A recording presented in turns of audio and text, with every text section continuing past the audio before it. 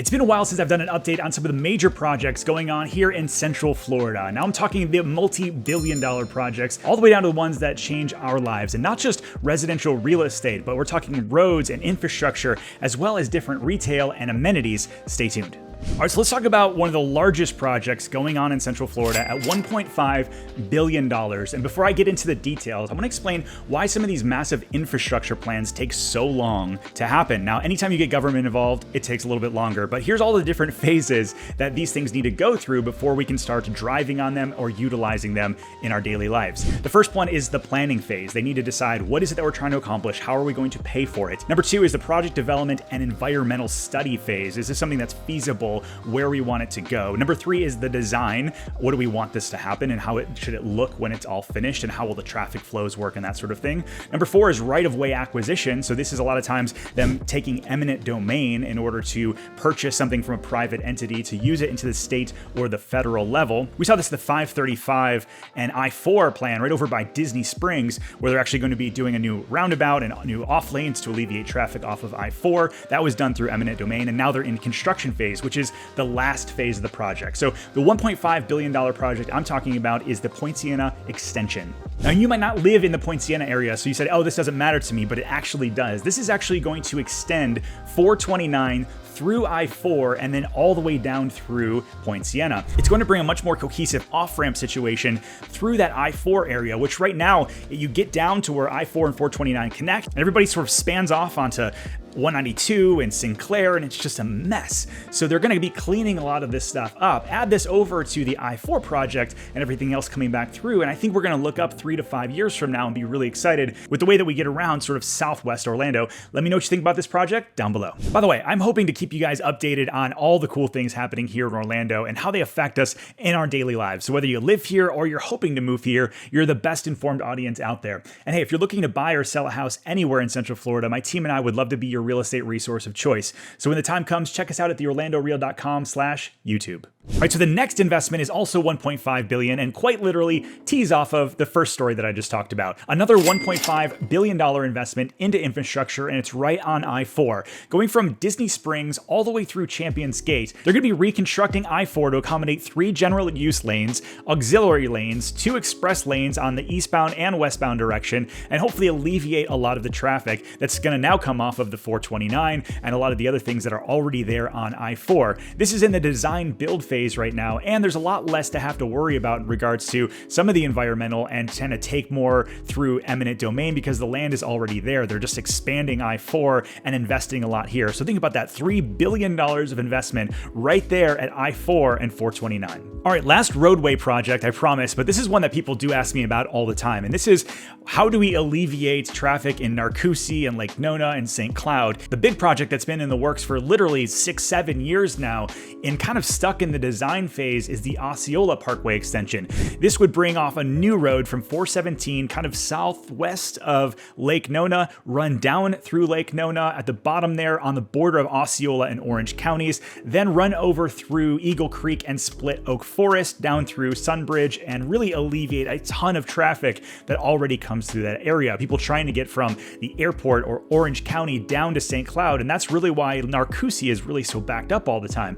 Now, this has been stuck in design and environmental phase that we talked about earlier today, is that because so many people were nervous around what would happen with a roadway going through Split Oak Forest. So Split Oak Forest, if you don't know, is like 1,700 acres that was set aside by Orange and Osceola counties back in the 90s, and people are like, you can't touch that, basically. And yet, for the greater good, we're trying to figure out how do we get traffic from one place to the other without disrupting some of the nature in that area. And so according to the Central Florida Express Authority website, there's basically 60 acres or so that they're going to prepare an application for to the Florida Communities Trust for a roadway easement to allow this project to move forward. And so I think eventually they figure this out. It's going to be a roughly 9-mile stretch of road that will alleviate literally tens of thousands of households in that area from getting stuck up in so much congestion. Let me know what you think about this one down below. We've been talking about an expansion to the convention center for years, and COVID hit, and that definitely slowed down some of the expansion talks that had happened. Then in 2020, 2023, there were $560 million allocated from the TDT funds, and the TDT funds are the Tourist Development Tax. It's that 6% that everybody who stays at a hotel or Airbnb pays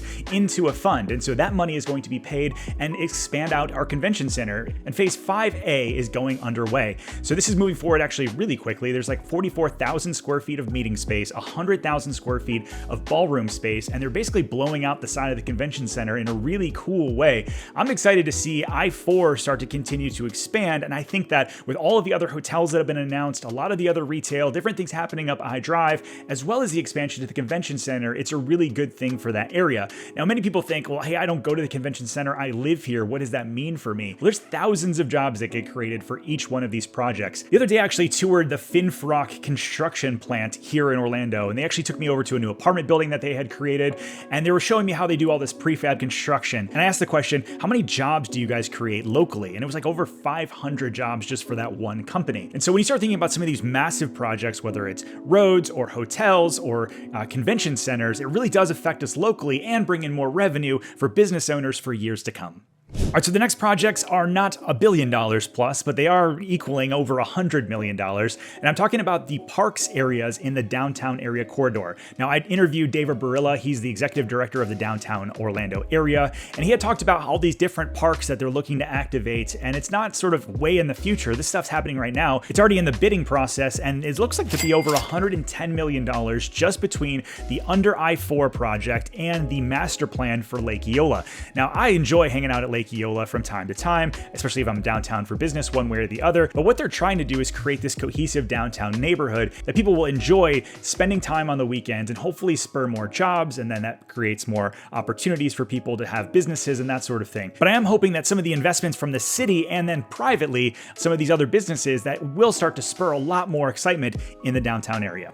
Now, I've been talking about development for like 6 or 7 years. That's something that I just really am passionate about, watching a city grow. But not every project that gets announced actually makes it all the way through to fruition. There's this whole section of the permitting sites that I pay for that just says delayed, something that's been announced but has been sort of stalled for one area or another. And there's 3 projects that kind of popped out to me over the past 90 days that have moved into the delayed phase. The number one was the Dr. Phillips Performing Arts Center expansion. Now, that was the 9-acre campus that they were looking to add on, like another 750-person seating area plus outdoor space and hotel, and really add on to so much that was going on at the Dr. Phillips Performing Arts Center. Now, I remember during COVID, they had to move a lot of the things outside, and there was live music and a lot of really cool things out on the lawn. And it's something that they, because of that, I think wanted to continue to expand on because it was so successful. Now that has moved into the delayed phase, most likely due to financing or potentially the overall cost of construction right now. The second thing that I saw get delayed was the new $200 million hotel over at SeaWorld. Now, current status says that it's project delayed, no further action expected until owner's decision to move forward.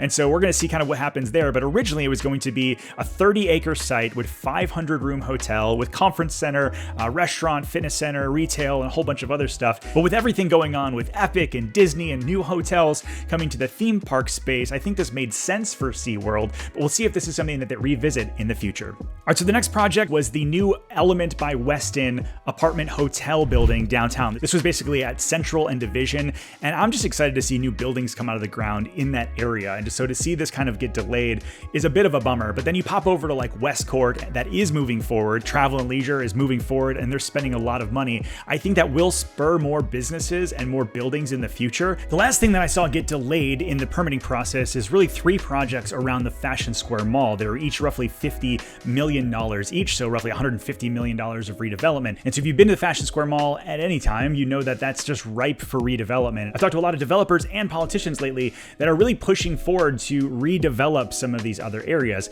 I think that the way that we've seen some of the other outdoor malls get redeveloped is really a blueprint for what that could be in the future, whether it be more apartments, office, and outdoor retail and dining. But let me know down below which of these 3 sort of delayed projects affect you most. All right, that's it for our update. I hope you guys enjoyed this and learned something along the way. Let us know down below which of these projects would affect you the most in your day-to-day life. And make sure you hit the subscribe button before you leave. It does mean the world. We'll see you guys on the next video.